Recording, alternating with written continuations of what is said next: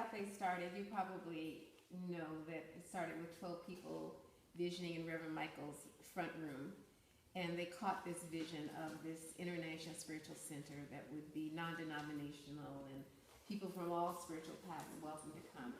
And we used to literally every Sunday go and set up in a hotel room.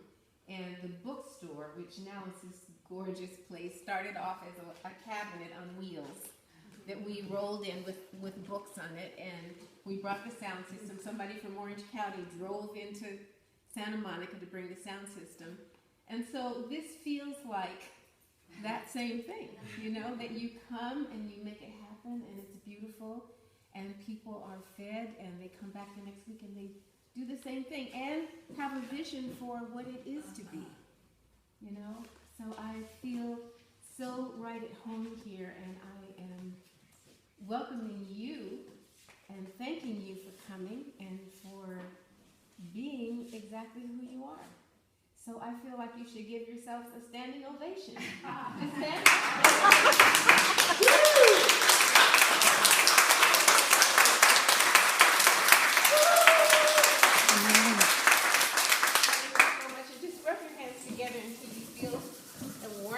stand.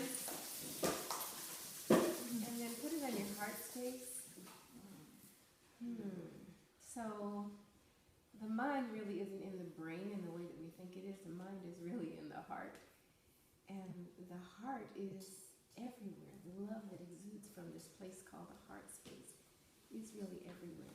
So you can bring your hands down to your lap if you want, and just take a deep breath in. I'm so grateful and thankful for everything that has unfolded here, and for the Spirit of God is expressing through each and every one of us. So when the topic came to me, I thought, love, it's the law. That's just how it came. Just love, it's the law.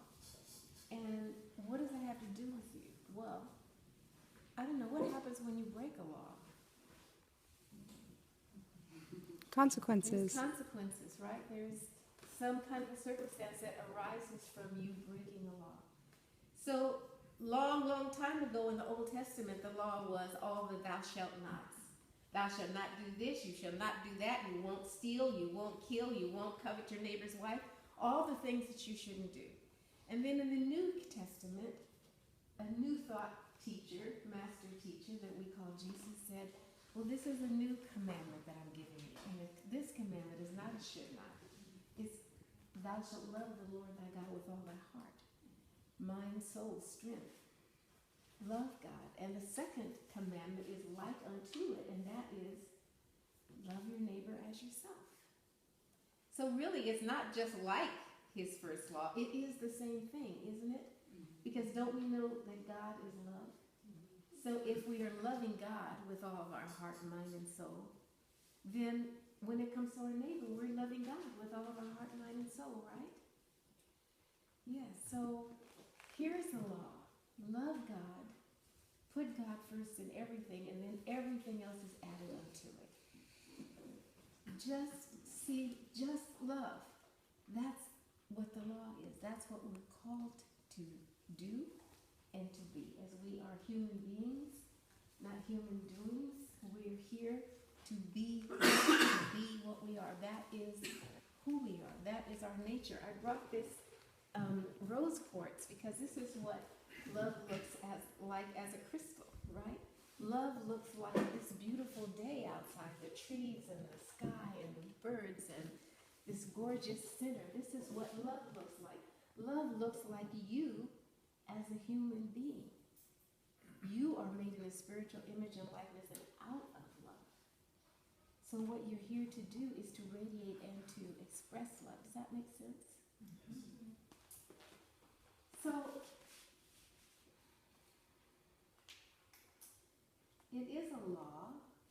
It would be like I said, instead of saying love, I said live.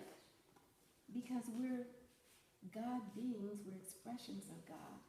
And so to live is a law as well. And if we break the law of life, then we're onto something else, right? It's like saying, be who it is that you really are. Be here what you came to be. divine emanation and an expression of God. It is an imperative to love. So, Ernest Holmes said that love is the lodestone of life. And a lodestone is a stone that's magnetic, that attracts to it everything that's required. That is what love is like. Love attracts everything to itself. You are here attracting everything that you need. You may not be aware of it. You may be thinking like, oh, I don't ever get what I want, and things never happen right for me. But if you shift that thought a little bit and prepare yourself to accept the love that's here for you, then you have an opportunity to experience what that love is like. Love is what makes the world go round. Love is what holds everything in place. Love is what the world needs more of right now. Love, the Bible tells us, is patient and kind. It's generous. It's not interested in other things. It's not interested in gossip or scandal on Thursday night. It's not interested in dog fights. It's not interested in who said, she said. It's interested in things that are of good report, in kindness, in generosity of heart and mind. This is what love is all about. So you know the story of the prodigal son, that, the son that asked for his inheritance from his father, and his father gave it to him and he went off into a far country, the Bible says. So if we just update the story just a little bit, you can make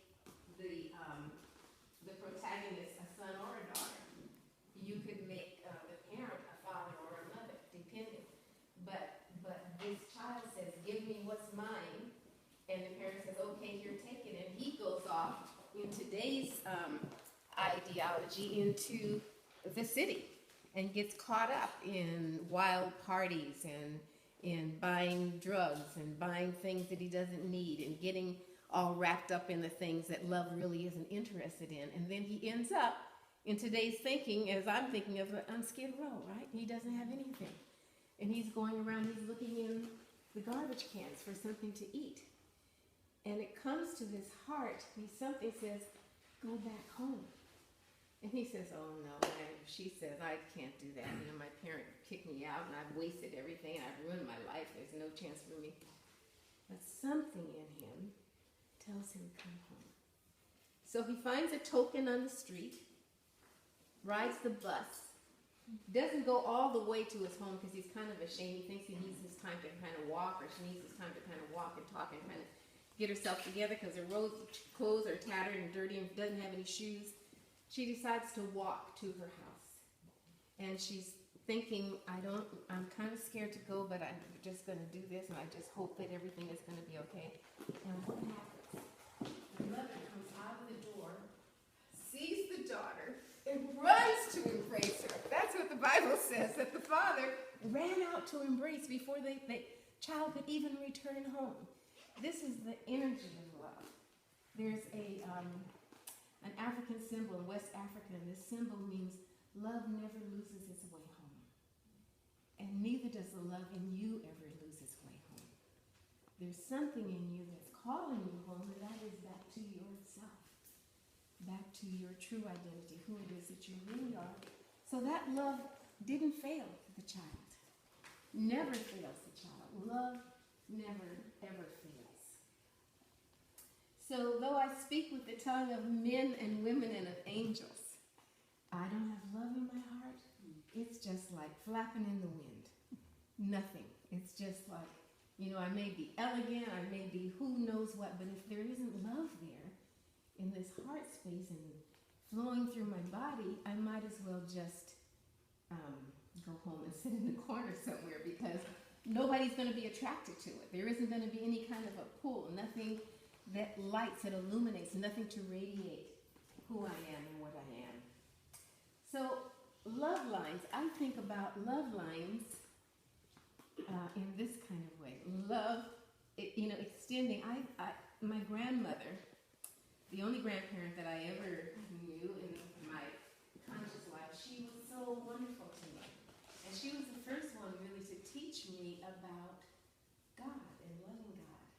So when I think about love lines, I think about this radiance from from my grandmother, moving through my mother who loved me so much and was the expression of love, moving through myself, being an expression of love, moving through my daughters, 3 beautiful daughters, moving through my granddaughter, I feel these love lines, energy of love. And I'm just wondering what kind of love lines you might imagine for yourself. They might be from up to down, or they might be horizontal, or they might extend behind you. They might be ancestral love lines. It might be between you and a mentor or a teacher or a guide, between you and a loved one of some kind. And if you think maybe, oh, I don't have any love lines, where would they be if you did? If you use your imagination to think about, there's a place in me that knows itself, that is attracted to itself, and it flows through people that I know, and this is what it looks like to me. Those love lines are points of energy, of light, and you can even imagine the lines melting or morphing or shape-shifting into simply light, and find that you're surrounded by love light that recognizes you as its own creation and loves you more than anything. This is the truth. It doesn't matter what misinformation you may have picked up from somewhere about who you are or how people feel about you or what you're worthy of. The truth is that you're made in the spiritual image and likeness and out of love. And that is all. That brings some kind of a excitement to my way of thinking, that we are so much more than what we appear to be.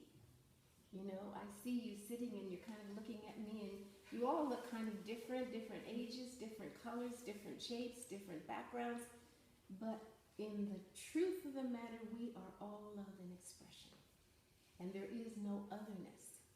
That means no matter what we look like, we are one and the same thing, here to radiate and to reflect love and light. So I can imagine